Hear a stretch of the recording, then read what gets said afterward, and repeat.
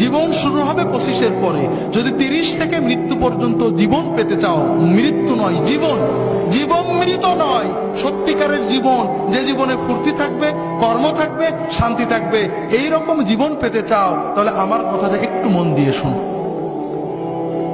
আল্লাহ তাআলা যে নিয়মে বানিয়েছেন, প্রকৃতির সাথে যুদ্ধ করে আমরা জিততে পারবো না, আল্লাহর প্রকৃতিকে মেনে নিতে হবে।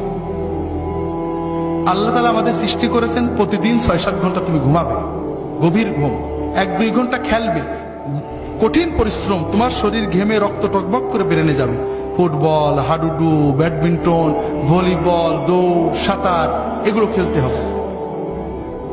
এরপর 1-2 ঘন্টা আল্লাহর ইবাদত করতে হবে, আল্লাহর সালাত, সিয়াম, জিকির যতটুকু পারা যায়, তাতে তোমার আত্মা সুস্থ হবে, তোমার মন পরিশুদ্ধ হবে, তোমার আত্মা, মন, দেহ সবকিছু প্রোডাক্টিভ হয়ে যাবে।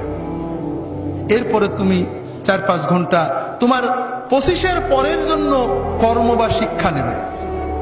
এইভাবে যদি তুমি চলো, তাহলে তোমার জীবন গতিশীল হবে, তোমার জীবন ইনশাআল্লাহ মৃত্যু পর্যন্ত সচল থাকবে।